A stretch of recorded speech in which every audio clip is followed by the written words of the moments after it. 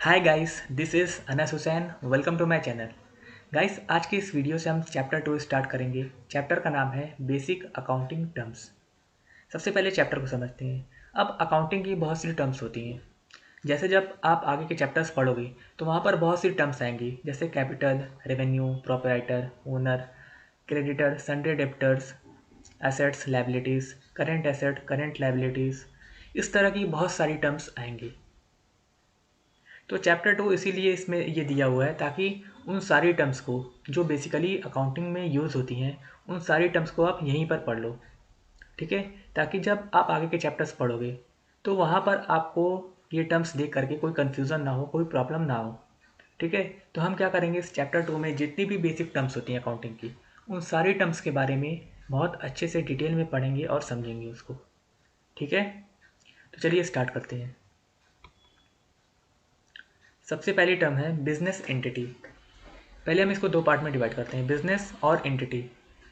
Business क्या होता है आप सबको पता है। बिजनेस एक इकोनॉमिक एक्टिविटी होती है जिसमें हम गुड्स और सर्विसेज का एक्सचेंज करते हैं प्रॉफिट कमाने के लिए। एंटिटी क्या होती है? Entity means something. ठीक है, कोई एक चीज़ होती है जिसकी एक्चुअल एग्जिस्टेंस होती है। ठीक है, यानी उसकी खुद की एग्जिस्टेंस होती है, वो एग्जिस्ट करता है, उसका एक अस्तित्व होता है। साथ ही साथ उसकी खुद की आइडेंटिटी होती है, यानी उसकी एक अपनी पहचान होती है। ठीक है, उसकी खुद की आइडेंटिटी होती है। वो entity refers to something which has their actual existence and identity.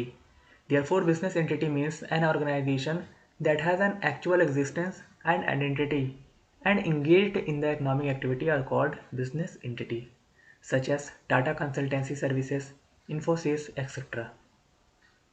तो हम इसको अगर सम अप करें तो बिजनेस एंटिटी का मतलब निकलेगा कि एक ऐसी ऑर्गेनाइजेशन, ठीक है, कोई संस्था जिसकी अपनी खुद की एग्जिस्टेंस हो, यानी वो एग्जिस्ट करता हो, साथ ही साथ उसकी एक अपनी पहचान हो। ठीक है, और वो इकोनॉमिक एक्टिविटी परफॉर्म कर रही हो, उसे हम कहेंगे बिजनेस एंटिटी। तो कभी भी आप बिजनेस एंटिटी का नाम सुने, ठीक है, जब भी आप पढ़ेंगे तो आपके सामने कभी भी अगर बिजनेस एंटिटी या फिर एंटिटी करके नाम आए तो आप समझ जाइए किसी कंपनी, किसी ऑर्गेनाइजेशन या फिर किसी बिजनेस की बात हो रही है। क्लियर हुआ? ठीक है, दूसरा टर्म है proprietor. Proprietor can be also termed as owner. Proprietor can be individual or a group who made investment on a business and deserves all the profit, losses and risk of the organization. अब जब भी कोई business start करना होता है, ठीक है, अगर किसी बिजनेस को स्टार्ट करना है तो उस बिजनेस को स्टार्ट करने के लिए बहुत सारी रिसोर्सेज की ज़रूरत होती है। जैसे अगर कोई बिजनेस स्टार्ट करना है तो सबसे पहले उसमें क्या ज़रूरत होगी, एक लैंड, एक ज़मीन की ज़रूरत होगी।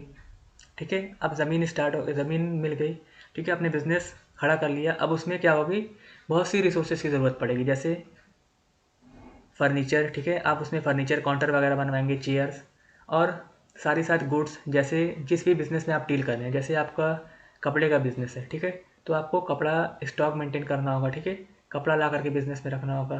साथ ही साथ कंप्यूटर की अगर ज़रूरत हो तो कंप्यूटर ला के रखना होगा बिज़नेस में। तो ये सारे क्या हैं, रिसोर्सेस हैं, ठीक है, जिसकी ज़रूरत होती है किसी भी बिज़नेस को ऑपरेट करने के लिए, किसी भी बिज़नेस को चलाने के लिए। तो इन रिसोर्सेज को जो बिज़नेस में लेकर के आता है, ठीक है, जो इन रिसोर्सेज को बिज़नेस में लेकर के आता है उसे ही हम कहते हैं प्रोप्राइटर। ठीक है, और इसे प्रोप्राइटर को ही हम ओनर भी कहते हैं, यानी मालिक। ठीक है, जो ओनर होता है, जो इन रिसोर्सेज को लाता है बिज़नेस में, ठीक है, बिज़नेस को स्टार्ट करने के लिए जो इन रिसोर्सेज को बिज़नेस में लाता है उसे ही हम कहते हैं प्रोप्राइटर या फिर ओनर। क्लियर हुई बात? अब जो प्रोप्राइटर होता है वही डिज़र्व करता है, यानी वही हकदार होता है जो भी बिज़नेस में प्रॉफिट हो रहा है, लॉस हो रहा है, या फिर जो भी एक्सपेक्टेड रिस्क हैं ऑर्गेनाइजेशन के, बिज़नेस के, वो उसका हकदार होता है, वो इसको डिज़र्व करता है। अब जाहिर सी बात है, सिंपल सी बात है, ठीक है, कि जो मालिक होगा, जो ओनर होगा बिज़नेस का, तो बिज़नेस में अगर बिज़नेस को प्रॉफिट होगा तो वो प्रॉफिट भी ओनर का ही होगा। ठीक है, जो ओनर होगा बिज़नेस का, प्रॉफिट भी उसी का होगा। अगर बिज़नेस को कुछ लॉस हो रहा है तो वो लॉस को भी कौन भुगतेगा, जो उसका ओनर होगा भाई। ठीक है, क्लियर हुआ? प्रोप्राइटर, प्रोप्राइटर मीन्स जो ओनर होता है, ठीक है, जो बिज़नेस को ओन कर रहा है, जो बिज़नेस को चला रहा है, उसे ही हम कहते हैं प्रोप्राइटर। ठीक है। अब यहाँ पर लिखा हुआ प्रोप्राइटर कैन बी इंडिविजुअल और अ ग्रुप। इससे मतलब ये है कि जो प्रोप्राइटर होता है वो एक इंडिविजुअल भी हो सकता है, यानी एक पर्सन भी हो सकता है, और एक से ज़्यादा व्यक्ति भी हो सकते हैं, यानी ग्रुप भी हो सकता है। जैसे अगर पार्टनरशिप है, ठीक है, तो वहाँ पर क्या होते हैं, दो प्रोप्राइटर भी हो सकते हैं, यानी दो ओनर भी हो सकते हैं, या दो से ज़्यादा भी ओनर हो सकते हैं। ठीक है। अगर सोल प्रोप्राइटरशिप है यानी एक ओनर है, ठीक है, तो एक ओनर भी हो सकता है। साथ ही साथ अगर चाहे तो अगर पार्टनरशिप टाइप की बिजनेस है तो वहाँ पर एक से ज़्यादा ओनर हो सकते हैं। ठीक है, इसीलिए यहाँ पर लिखा हुआ है पार्टनरशिप कैन बी इंडिविजुअल और अ ग्रुप। ठीक है, क्लियर हुआ प्रोप्राइटर क्या होता है। ओके, नेक्स्ट देखते हैं capital. All the investment made by proprietor in the organization in the form of cash, assets and goods are known as capital. For example, X is a person who start business with capital rupees 2 lakh, which include rupees 1 lakh for computer, furniture, goods etc. and rupees 1 lakh as cash. ठीक है।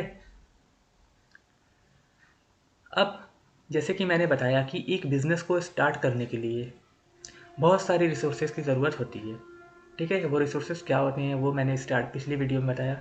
Sorry, अभी जब हम proprietor के बारे में पढ़ रहे थे तो उसमें मैंने बताया कि एक बिज़नेस को स्टार्ट करने के लिए बहुत से रिसोर्सेज की ज़रूरत होती है।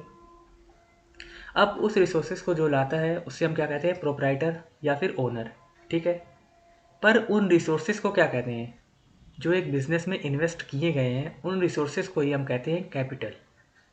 ठीक है, इतना सिंपल है। अब जैसे जो ओनर है, ठीक है, जो ओनर है उसने बहुत सारी रिसोर्सेज लाए बिजनेस में। ठीक है, अब वो कई फॉर्म में हो सकते हैं, जैसे in the form of cash, assets और गुड्स। ठीक है, वो कैश के तौर पे भी ला सकता है बिजनेस में पैसा। ठीक है, वो गुड्स के फॉर्म में भी ला सकता है, वो एसेट्स के फॉर्म में भी ला सकता है।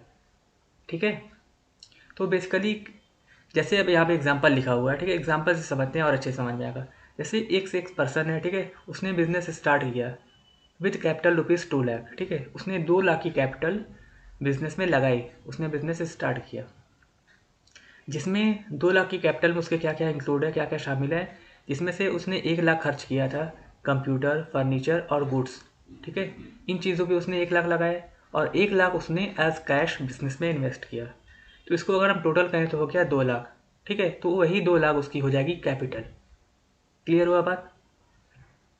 ठीक है, तो अगर इसको सिंपल लैंग्वेज में समझें तो जो रिसोर्सेज, ठीक है, जो रिसोर्सेज बिजनेस में लाए गए हैं प्रोप्राइटर के थ्रू, ठीक है, प्रोप्राइटर के थ्रू जो रिसोर्सेज बिजनेस में इन्वेस्ट किए गए हैं उन रिसोर्सेज को ही हम कहते हैं कैपिटल। बस इतना सिंपल है। ओके, नेक्स्ट देखते हैं business transactions. Business transaction refers to an economic event that involve exchange of goods and services between the parties to earn money, such as purchases, sales, expenses paid, etc. अब business transaction क्या होती है? Transaction means लेन then करना, किसी भी चीज़ का exchange करना, आदान प्रदान करना। तो बिजनेस ट्रांजैक्शन हो जाएगी एक तरह की इकोनॉमिक इवेंट होता है। ठीक है, एक इकोनॉमिक इवेंट होता है जिसमें गुड्स और सर्विसेज का एक्सचेंज करते हैं हम प्रॉफिट कमाने के लिए। ठीक है, गुड्स और सर्विसेज का एक्सचेंज किया जाता है दो और दो से ज़्यादा पार्टीज़ के बीच में टू अर्न मनी, पैसा कमाने के लिए, मनी अर्न करने के लिए। ठीक है, जैसे परचेजेस। ठीक है, आपने सामान परचेज़ किया। ठीक है, कोई बिजनेस है, उसने परचेजेस की, सामान परचेज़ किया। तो सामान परचेज़ किया तो उसके पास एक तरीके से गुड्स आया, ठीक है, और पैसा गया। तो ये क्या हो रहा है, गुड्स का एक्सचेंज हो रहा है। इसी तरीके से अगर कोई बिजनेसमैन है, उसने अपने एम्प्लॉय को सैलरी पेड की, तो सैलरी उसका एक्सपेंस हो जाएगा, एक तरीके का खर्चा हो जाएगा। तो उस एम्प्लॉय ने उस बिजनेसमैन को अपनी सर्विस दी और उस सर्विस के बदले उसने उसको एक्सपेंस से उसको कैश पेड किया। ठीक है, तो ये क्या हो रही है, सर्विस का एक्सचेंज हो रहा है। तो business transaction refers to an economic event that involve exchange of goods and services between the parties to earn money. ठीक है, बिजनेस ट्रांजैक्शन वो ट्रांजैक्शन होती है जिसमें गुड्स और सर्विसेज का एक्सचेंज किया जाता है बिटवीन टू और मोर पार्टीज। ठीक है, जो दो या दो से ज़्यादा पार्टीज के बीच में जो गुड्स और सर्विसेज का एक्सचेंज किया जाता है उसी उसी को हम कहते हैं बिजनेस ट्रांजैक्शन। क्लियर हुआ। जैसे purchases, sales, expenses paid etcetera, ये सारे एग्जाम्पल्स हैं।